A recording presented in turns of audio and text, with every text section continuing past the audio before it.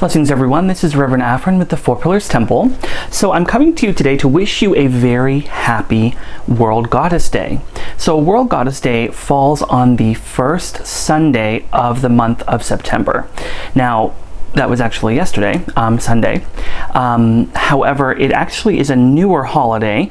Goddess Day actually started in 2014 as a way to kind of bring together those who worship the goddess.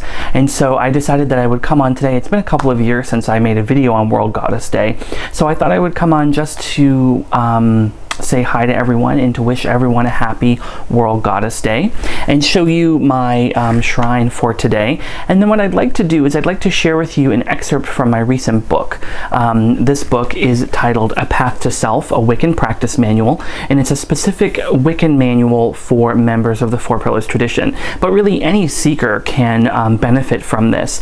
A lot of basic information is in here. A lot of basic teachings of the Four Pillars tradition is in here. Things like the god and goddess, the elements, how to cast the circle, call the quarters, do your magic rituals, things of that nature. So it's very basic, very philosophical, and it gives you some great foundation. And it also includes rituals for every holiday. So I wanted to read a little bit out of this just to share with you what's been kind of going on in the temple. But before we do that, let me bring your attention to the shrine. So if you see here on the shrine, I have a couple of my goddesses with me today. You'll see that on the top here I have a thunka. When I did this video a couple of years ago, I actually had a different thunka. It was the Tara, green Tara. This one is new. This one is Avalokiteshvara, who is technically masculine. However, Kuan Yin, who is my patron deity, actually is a female version of this deity. And so if you look closely, you'll see there's a lot of sort of androgynous features with this deity. Around the head, there are these kind of jewels hanging down, which look kind of feminine. And then even the body and the way the hands are moving is very feminine. But this is actually a Tibetan version of the 11-headed Kuan Yin. So that's what you'll see there. Of course, we have our goddess Gaia here, the main sort of votive image or icon of the Four Pillars temple. We also have a small Isis. So of course Isis, goddess of 10,000 names. She's known by many, many names. Of course Isis is but one of them. And I really see the goddess in general as being much like this kind of idea of Isis. She's the goddess of 10,000 names. She has many different names, many different faces, and you can, relate with her in many, many different ways. So I like that image and icon of Gaia. We also have a smaller statue of Kuan Yin. In this case, she's holding a child, which she looks very much like the Mother Mary here, but Kuan Yin with child. In traditional folk practices in China, Kuan Yin was actually worshipped as a way to help with childbirth, help with pregnancy, and to help women to conceive the child that they want. So we see that a lot. And then of course we have one of my favorite statues, which is the triple goddess here, right? Maiden, mother, and crone. So we see all of these images and icons of the goddess here before us to help us get in connection and get a sense of what the goddess is to us on Goddess Day. So in the first chapter of our book, we talk about the different beliefs and mysteries in Wicca and, of course, in the Four Pillars tradition as well. So we talk about the god and the goddess, and so I'd like to read to you a little bit about the goddess and my teaching on her. So if the ultimate reality cannot be separated into different types of energy, how do we end up with a female goddess and a male god? Well, it is the belief of the Four Pillars tradition that this question can be answered by returning to the yin and yang principle of the doctrine of duality. Again, this idea is that the universal energy that permeates the universe is made up of spiritual and non-material components, as well as material components. All beings upon this planet are a combination of both physical matter and spiritual reality, infused or incarnated into matter. The goddess, as identified as the feminine principle of the universe, occurs as the spiritual component of all existence. She is that which is feminine, which is cold, which is moist, and which is dark. She is the universal spirit that exists in all reality and permeates all of this reality. She is the divine principle that encompasses the qualities that we in our society associate with femininity, including compassion, care, love, understanding, generosity, motherly nurturing, and caregiving.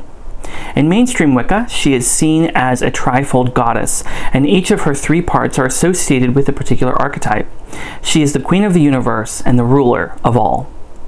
We can consider the many archetypes that are associated with the yin energies of the feminine aspect of the divine.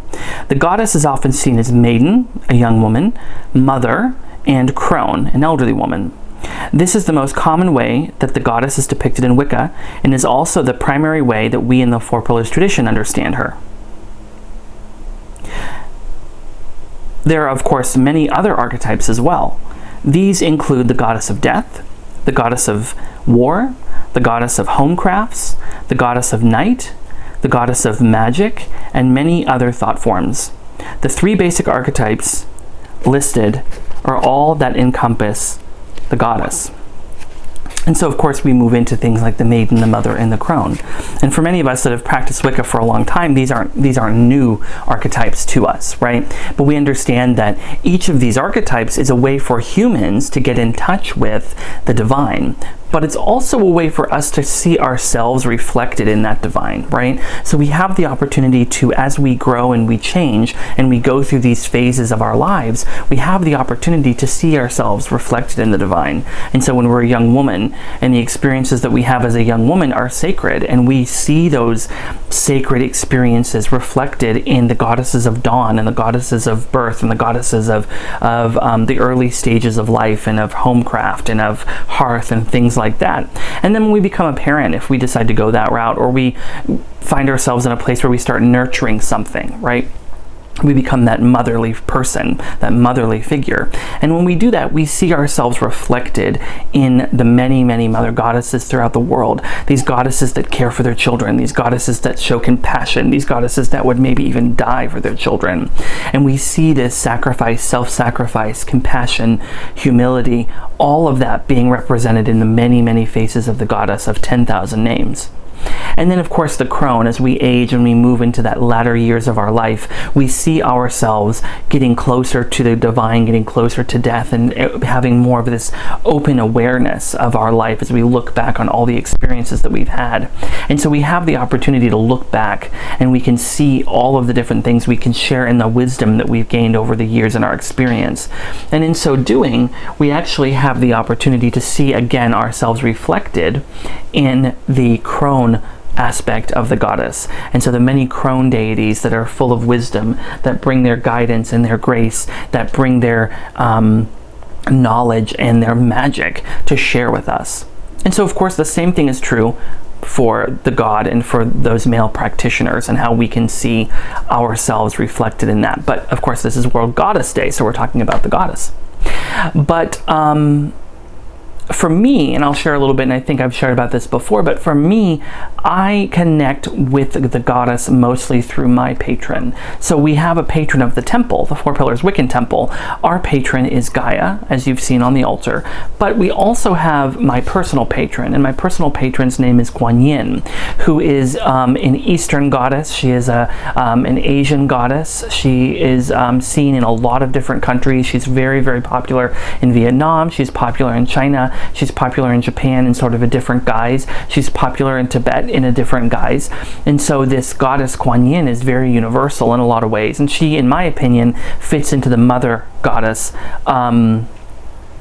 archetype, even though she doesn't have children in her story. In the myth, she doesn't necessarily have children, but she is depicted in my mind as being a mother goddess, this nurturing, caring, compassionate, merciful savior, right? And so to me, I connect with the goddess through the face or the facet of Kuan Yin. And so I spend a lot of time honoring her, giving her offerings and things of that nature, just to find a way to connect with her. So I invite you on this time of Goddess Day to take the time to really connect with your goddess, to connect with the version of the goddess that is inside of you, to that compassion and that understanding and that nurturing aspect that's inside of you, and allow yourself to reflect that outward and connect with the divine female, the divine feminine. So I thank you so much for watching, for giving your support now and always, and I hope you have a blessed, blessed World Goddess Day. Until next time, signing off for now.